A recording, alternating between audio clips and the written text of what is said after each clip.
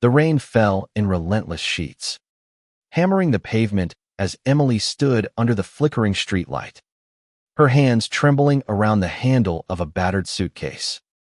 She was 28, 6 months pregnant, and utterly alone, her swollen belly pressed against the damp fabric of her coat, a constant reminder of the life she was fighting for her unborn daughter. The one flicker of hope in this storm of betrayal. The house behind her, a sprawling colonial that had once felt like a sanctuary, now loomed like a monument to her shattered dreams. Her in-laws, the people she'd called family for 3 years, had just thrown her out. It hadn't always been this way. When Emily married David, she'd believed in the fairy tale. He was charming, ambitious, a man who promised her the world. His parents, Margaret and Richard, had welcomed her with open arms at least. That's what she thought. They'd hosted lavish dinners, toasted to her and David's future, and even gifted them the down payment for a cozy apartment. But beneath the polished surface, there were cracks Emily hadn't seen until it was too late. The trouble began when David's younger sister, Chloe, started college. Chloe was 19, bright but spoiled, with a sense of entitlement that grated on Emily's nerves. Margaret and Richard doted on her, funneling money into her every whim: designer clothes, a new car, and now, a private university with a tuition bill that could bankrupt a small family. Emily and David, meanwhile, were scraping by. David's job as a junior architect barely covered their bills, and Emily's part-time work as a graphic designer had dwindled since her pregnancy. They'd agreed to save every penny for their baby, a decision Emily thought was mutual. But 6 weeks ago, everything changed. David came home late, his face pale, his eyes avoiding hers. "Mom and Dad need us to help with Chloe's tuition," he said, his voice flat. Emily blinked. Sure, she'd misheard. "Help how?" she asked. David's answer was a punch to the gut. His parents expected them to cover half of Chloe's $40,000 a year tuition. Emily laughed, a sharp, disbelieving sound. "We can't even afford the crib yet.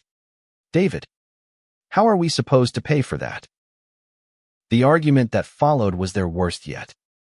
David insisted it was temporary, that his parents would make it right later. But Emily saw through the lie. Margaret and Richard had always favored Chloe, their golden child, over David, their quiet, dutiful son. And Emily, she was just the outsider who'd married into their family, expected to fall in line. She refused. "We're starting a family. David, our daughter comes first," she said, her voice breaking. David's silence was louder than any words. The next day, Margaret called. Her tone was ice cold, dripping with condescension. "You're being selfish, Emily. Chloe's future is at stake. You and David can manage." Emily held her ground, explaining their financial strain. The baby on the way. Margaret's response was a knife. "If you can't support the family, maybe you don't belong in it." Emily hung up, her hands shaking. But she thought that was the end of it. She was wrong. 3 days later, David didn't come home. His phone went to voicemail. His office said he'd taken leave. Panic clawed at Emily's chest as she called Margaret, only to be met with a curt, "He's with us. You need to figure out your priorities." When Emily drove to the in-laws' house, she found David sitting in their living room, his face blank. Margaret stood over him, her arms crossed. "You're not welcome here," she said, her voice venomous. "Not until you agree to help Chloe." Emily's world tilted. "David," she pleaded, "this is our home, our baby." He wouldn't meet her eyes. Richard stepped forward, his voice calm but final. "Leave, Emily. We'll handle things from here." She stood there, stunned. as they closed the door in her face. Now, under the rain-soaked streetlight, Emily felt the weight of their betrayal. She had no family of her own. Her parents had passed years ago, and her friends were scattered across the country. The apartment she and David shared was in his name, paid for by his parents. She had nowhere to go. Her hand rested on her belly, feeling the faint kick of her daughter. "We'll be okay," she whispered, though she wasn't sure she believed it. She walked to a nearby diner, the only place open at this hour, and slid into a booth. The waitress, a kind-eyed woman in her 50s, brought her coffee without asking. "You look like you need it," she said softly. Emily nodded, her throat too tight to speak. She pulled out her phone, scrolling through her contacts, desperate for a lifeline. There was one name, Sarah, her old college roommate, now a lawyer in a small firm downtown. They hadn't spoken in months, but Emily had no one else. She typed a shaky message, "Can we talk? I need help." Within minutes, Sarah replied, "Call me now." Emily's hands trembled as she dialed, and when Sarah's warm voice answered, the dam broke. She poured out everything the in-laws' demands. David's abandonment, the eviction. Sarah listened, her silence steady and grounding. "Emily," she said finally, "you're not alone. Come to my place. We'll figure this out." An hour later, Emily was in Sarah's cramped but cozy apartment, wrapped in a blanket, a mug of tea warming her hands. Sarah's face was a mix of fury and determination. "They can't do this to you," she said. "You have rights, marital, financial, and as a tenant. We're going to fight this." Emily shook her head, overwhelmed. "I don't have money for a lawyer, Sarah." Her friend's eyes softened. "You don't need to pay me. This one's personal." That night, as Emily lay on Sarah's couch, she felt a spark of something she hadn't felt in weeks: hope. It was fragile, flickering like a candle in the wind, but it was there. She didn't know how she'd face the days ahead, but she knew she wouldn't do it alone. Her daughter deserved better, and so did she. For the first time since the rain began, Emily closed her eyes and believed she could fight back. The morning light filtered through Sarah's living room window, casting soft shadows on the hardwood floor. Emily woke with a start, her body aching from the couch, her mind racing with the events of the previous night. She touched her belly, feeling the gentle stir of her daughter, and whispered, "We're still here." The words were a promise, a vow to keep going, no matter how broken she felt. Sarah was already up, her laptop open on the kitchen table, papers scattered around her. "I've been digging," she said, her voice brisk but kind. "Your in-laws crossed a line, evicting you without notice, especially while you're pregnant, is illegal. And David's complicity, that's a problem too." Emily's chest tightened at the mention of her husband's name. She still couldn't fathom how he'd turned his back on her, on their child. Sarah laid out the plan. First, they'd file for an emergency restraining order to keep Margaret and Richard from harassing Emily further. Then, they'd tackle the bigger issue: her legal rights to the apartment and any shared assets. "You're still married to David," Sarah said. "That gives you leverage. And their demand for you to pay Chloe's tuition, that's coercion. Plain and simple." Emily nodded, her mind spinning. She'd never imagined herself in a courtroom, fighting her own family. But the thought of her daughter growing up under the shadow of this betrayal steeled her resolve. They spent the day gathering evidence. Emily handed over bank statements, text messages, and emails, every scrap of proof that showed how Margaret and Richard had pressured her and David. One message from Margaret stood out: "If you can't contribute to Chloe's future, you're not part of this family." Sarah's jaw clenched as she read it. "This is gold," she said. "It shows their intent." By afternoon, Sarah had drafted the necessary paperwork. Emily felt a pang of guilt watching her friend work so tirelessly. "Sarah, I don't know how to thank you," she said. Sarah waved her off. "You do the same for me. Besides, I hate bullies." Her grin was fierce. And for the first time in days, Emily felt a flicker of strength. The next step was harder, confronting the reality of David's absence. Emily called his phone again, leaving a voicemail that was equal parts plea and warning.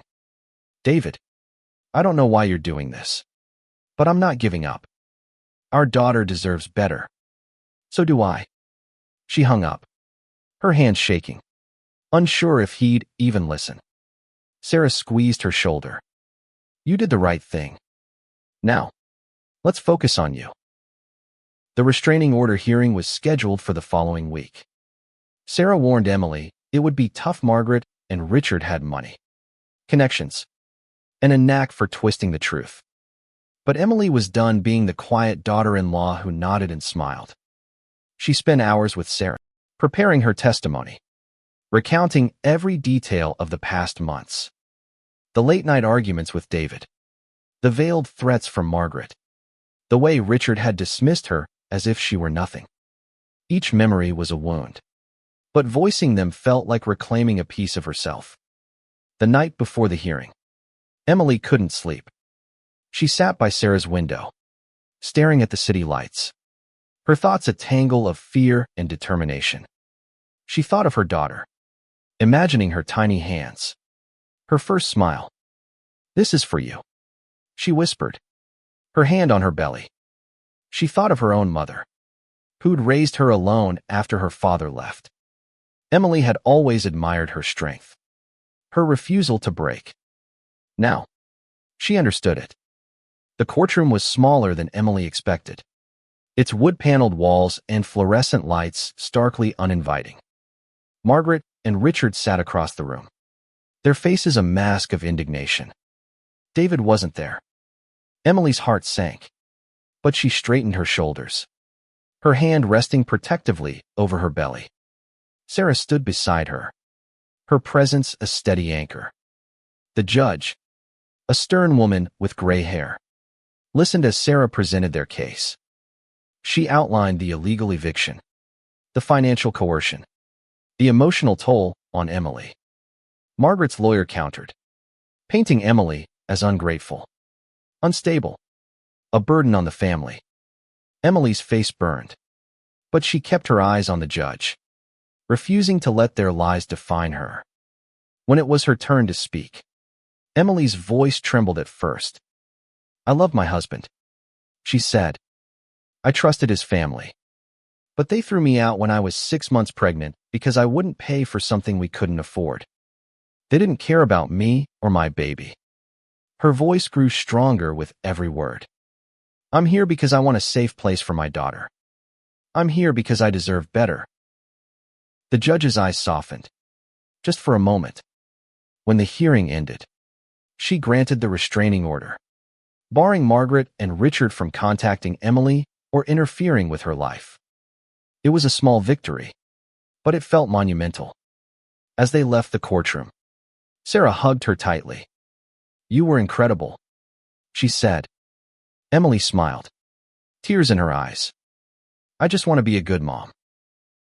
That night, Emily lay awake, her mind racing with what came next. The restraining order was only the beginning. She needed a home, a job, a way to provide for her daughter. And then there was David, her husband, her betrayer, the man she still loved despite everything. She didn't know if she could forgive him, but she knew she'd fight for her daughter's future, no matter the cost. The weeks that followed were a blur of survival.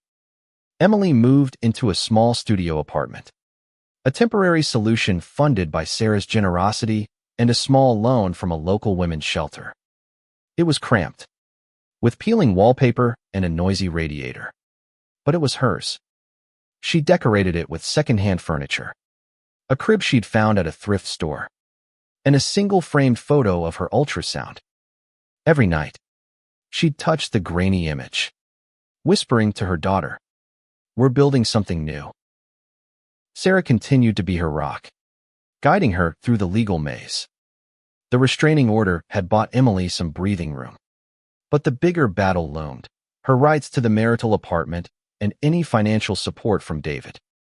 Sarah was blunt about the challenges. "David's parents have deep pockets," she said. "They'll fight dirty. But we've got the truth on our side." Emily threw herself into preparation.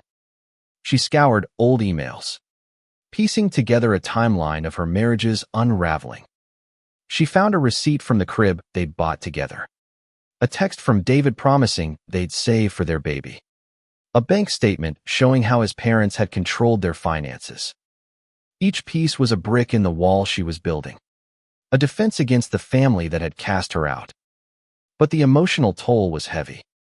Emily's dreams were haunted by David's face, his silence in that final moment at his parents' house. She wondered where he was, what he was thinking. Had he ever loved her? Or was she just a means to an end? The questions gnawed at her, but she pushed them aside. Her daughter was her focus now, her reason to keep fighting. Sarah suggested therapy, and Emily reluctantly agreed. The counselor, a gentle woman named Dr. Patel, helped her untangle the knots of betrayal and self-doubt. "You're not just fighting for a home," Dr. Patel said. "You're fighting for your identity, your worth." Emily clung to those words, repeating them like a mantra when the weight of her situation felt crushing. One afternoon, while sorting through paperwork, Emily found an old letter David had written her during their first year together. His words were tender, full of promises. "I'll always take care of you. Em, you're my home." Tears stung her eyes as she folded the letter away. That David felt like a stranger now, but the memory of him fueled her resolve. She deserved better, and so did her daughter. The next court date was set for a month later, a hearing to determine Emily's rights to the apartment and spousal support. Sarah warned her that David would likely be there, possibly with his parents' high-priced lawyer. The thought of facing him made Emily's stomach churn, but she refused to back down. She spent hours practicing her testimony, her voice growing steadier with each rehearsal. In the meantime, Emily took small steps to rebuild her life. She started freelancing again, designing logos for local businesses. The work was sporadic, but it gave her a sense of purpose. She also joined a support group for expectant mothers, finding solace in their shared stories. One woman, Maria, became a fast friend. Maria was a single mom, her own story one of resilience after leaving an abusive partner. "You're stronger than you know," Maria told her one evening. Emily wanted to believe her. The night before the hearing, Emily sat at her tiny kitchen table, reviewing her notes. Sarah had coached her on what to expect: the lawyer's tactics, the judge's questions, the need to stay calm. But nothing could prepare her for the moment she walked into the courtroom and saw David. He was thinner, his eyes hollow, sitting between his parents like a puppet. Margaret's gaze was cold, but Richard's was worse and different, as if Emily were a stranger. The hearing was grueling. David's lawyer argued that Emily had abandoned the marriage, that she'd refused to support the family's collective goals. Emily's heart pounded as Sarah countered, presenting evidence of the coercion, the eviction, the financial strain. When Emily took the stand, she spoke from the heart. "I didn't abandon my marriage," she said, her voice clear. "I was thrown out because I wouldn't sacrifice my daughter's future for someone else's. I'm here to protect her, to give her the life she deserves." The judge listened intently, her face unreadable. When David spoke, his voice was low, rehearsed. "I just wanted to keep the peace," he said, avoiding Emily's eyes. "I thought we could work it out." Emily's chest ached, but she refused to let his words sway her. He'd made his choice. The hearing ended without a ruling. the judge promising a decision within the week. Emily left the courtroom exhausted but unbowed. Sarah squeezed her hand. You did it. Em. You stood up to them. Emily nodded, her throat tight. She wasn't sure what the future held, but she knew she'd never let anyone take her dignity again. The waiting was the hardest part. Days dragged on, each one heavy with uncertainty. Emily tried to keep busy designing a new logo for a local bakery, attending her support group, preparing the tiny nursery corner in her studio. But the weight of the judge's pending decision hung over her like a storm cloud. Would she get the apartment back? Would David be ordered to pay support? Or would his parents' money and influence tip the scales? Sarah kept her grounded, calling daily with updates or just to check in. You're doing everything right, she'd say. Keep fighting. Emily clung to those words. But doubt crept in. What if she lost? What if she had to start over with nothing? The thought terrified her. But every time she felt her daughter kick, she found the strength to keep going. One evening, Maria invited her to dinner. Over homemade tacos, Maria shared her own story of fighting for custody of her son. I was scared too, she said. But every step you take is a step toward freedom. Emily nodded, her eyes stinging. Freedom. That's what she wanted, not just a home, but a life where she and her daughter could thrive. A week later, the judge's ruling came. Sarah called Emily early in the morning, her voice bright with excitement. You won. Em. The apartment is yours. And David has to pay temporary spousal support until the divorce is finalized. Emily's knees buckled, and she sank onto her couch, tears streaming down her face. It wasn't everything she'd still need to navigate the divorce, the custody battle, but it was a start. A victory. Sarah explained the details. The judge had ruled the eviction illegal, citing Emily's pregnancy and the lack of proper notice. David was ordered to vacate the apartment within a week, and his parents were barred from interfering. The spousal support wasn't much, but it would cover rent and basics until Emily could stabilize her income. This is huge, Sarah said. You're taking your life back. Emily moved back into the apartment the following weekend. Walking through the door felt surreal. The space was still filled with memories of David, the couch they'd picked out together, the bookshelf he'd built, but it was hers now. She spent the day cleaning, rearranging, making it a home for her and her daughter. She hung a small mobile above the crib, its tiny stars spinning in the breeze from an open window. But the victory was bittersweet. David sent a text that night, his first contact in weeks. I'm sorry. Em. I didn't mean for it to go this far. Emily stared at the words, her heart a tangle of anger and grief. She wanted to believe he meant it, but apologies couldn't undo the pain. She didn't respond. The next challenge was financial. The spousal support helped, but Emily needed a steady income. She reached out to old clients, pitching new design projects. One, a small bookstore, hired her to revamp their branding. The work was demanding but fulfilling, a reminder of the life she'd had before everything fell apart. She also enrolled in a free online course for single mothers, learning budgeting and parenting skills. Every step felt like a brick laid in the foundation of her new life. Her in-laws didn't give up easily. Margaret sent a letter through their lawyer, demanding Emily reconsider paying Chloe's tuition for the sake of family unity. Emily laughed bitterly, crumpling the letter. Family unity. They'd shown her what they thought of family. Sarah advised her to ignore it, but Emily felt a spark of defiance. She wasn't just fighting for herself anymore, she was fighting for every woman who'd been dismissed, betrayed, or silenced. At her next therapy session, Dr. Patel asked how she was feeling. Angry, Emily admitted, but also powerful, like I'm finally standing up for myself. Dr. Patel smiled. That's the woman your daughter will know. The one who fights. As her due date approached, Emily focused on preparing for her daughter. She chose a name, Lily, after her mother Ann bought a few baby clothes with her first freelance paycheck. Maria threw her a small baby shower, attended by the women from their support group.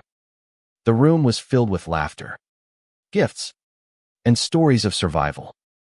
Emily looked around, her heart full. These women, strangers turned sisters, were her family now. But the shadow of David lingered. Sarah warned her that the divorce proceedings would be contentious, especially with his parents involved. They'll try to drag this out, she said. But you're ready. Emily nodded, her hand on her belly. She was ready not just for the legal battle, but for the life she was building. She'd been thrown out, betrayed, and underestimated. But she was still here, still fighting. And she wouldn't stop until her daughter had the future she deserved. The first time Emily held Lily, everything else fell away. She was born on a crisp autumn morning, her tiny cries filling the hospital room with a fierce, beautiful life. Emily gazed at her daughter's wrinkled face, her dark eyes, her perfect fingers, and felt a love so deep it ached. "You're here," she whispered, tears streaming down her cheeks. "We made it." The labor had been long, 16 hours of pain and fear. But Maria and Sarah had been there, holding her hand, whispering encouragement. When the nurse placed Lily in her arms, Emily felt a shift inside her, strength she hadn't known she possessed. This was her purpose, her reason to keep going. No court, no betrayal, no loss could take that away. The early days of motherhood were a whirlwind. Lily was a fussy baby, waking every few hours. But Emily cherished every moment. She'd sit in the rocking chair by the crib, singing softly, her heart swelling with every coo and gurgle. The apartment, once a battleground of memories, became their sanctuary. Emily hung Lily's drawings, finger-painted scribbles from Maria's sewn on the fridge, a symbol of their new beginning. But the legal battle wasn't over.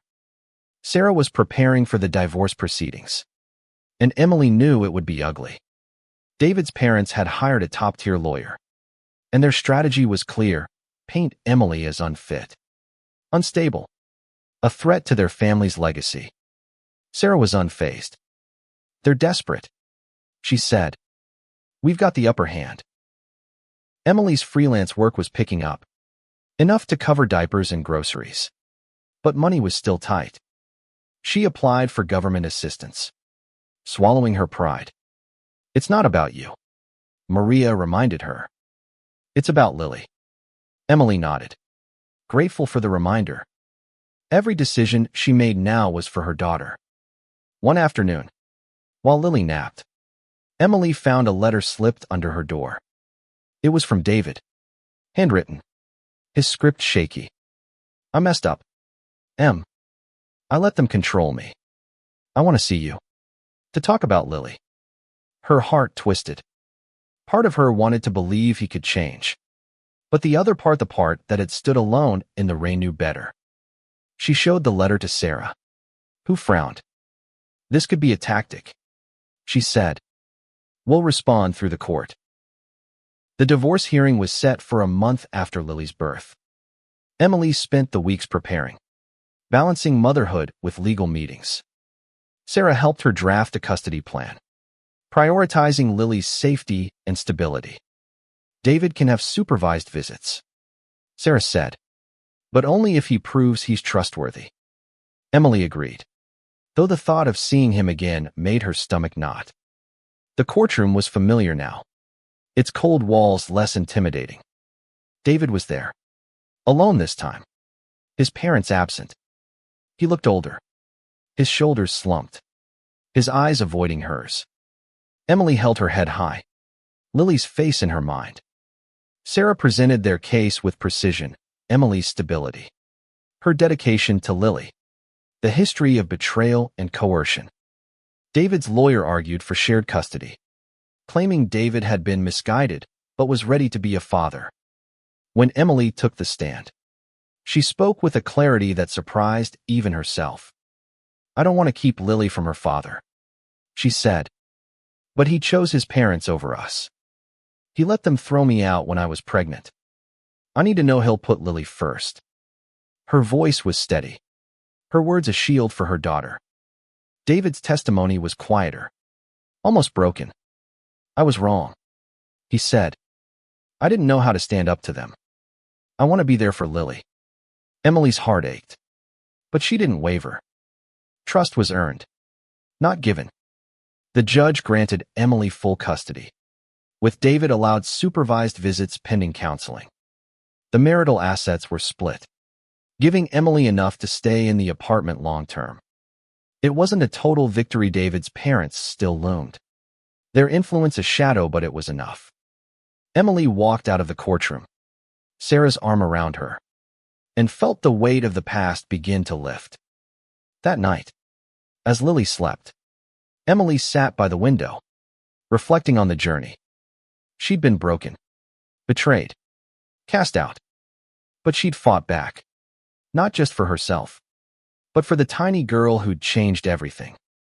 She thought of her mother, of Maria, of Sarah, of the women who'd carried her through. They were her strength, her proof that love and resilience could overcome even the deepest wounds. A year later, Emily's life was unrecognizable. The apartment was filled with Lily's toys, her laughter, her tiny footsteps as she learned to toddle. Emily's freelance business had grown. Her designs now featured in local shops and online. She'd paid off the loan from the shelter and started a savings account for Lily's future. The scars of the past remained, but they were fading, softened by the life she'd built. David had started his supervised visits, showing up consistently, though their interactions were formal, cautious. Emily watched him closely, searching for signs of the man she'd once loved. He was trying. She could see that. But trust was a slow rebuild. For Lily, she reminded herself, letting him into their lives one careful step at a time. Margaret and Richard had faded into the background, their influence diminished by the court's rulings. Emily heard through Sarah that Chloe had dropped out of college, her tuition unpaid, her future uncertain.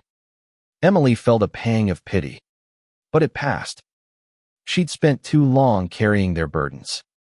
Her support group remained her lifeline. Maria's son and Lily became playmates, their giggles filling the apartment on weekend afternoons. Sarah, now a close friend, celebrated every milestone with Lily's first birthday, Emily's first big client contract. Dr. Patel's words echoed in her mind. "You're fighting for your worth." And she had. She was. One evening, as Emily tucked Lily into bed, she thought about the woman she'd been a year ago, scared, alone, standing in the rain. That woman had fought her way to this moment, to a home filled with love, to a life defined not by betrayal but by resilience. She kissed Lily's forehead, whispering, "You're my strength." The next day, Emily received an email from a local nonprofit, offering her a part-time teaching position for a graphic design workshop aimed at single mothers. The pay was modest, but the opportunity felt like a gifted chance to give back, to share the skills that had saved her. She accepted, her heart swelling with purpose. As she walked to the community center for her first class, Lily in a stroller, Emily felt the sun on her face, the breeze carrying the promise of spring. The road ahead wasn't easy, money was still tight, and the divorce's emotional echoes lingered. But she was no longer the woman who'd been thrown out. She was Emily, mother, fighter, survivor. In the classroom, she faced a group of women, their eyes reflecting her own past fears and hopes. "You're stronger than you know," she told them, echoing Maria's words. "Every step you take is a step toward freedom." As she spoke, she felt Lily's tiny hand in hers, a reminder of why she'd fought. This was her story, now not one of betrayal, but of triumph, of a mother's love that refused to break.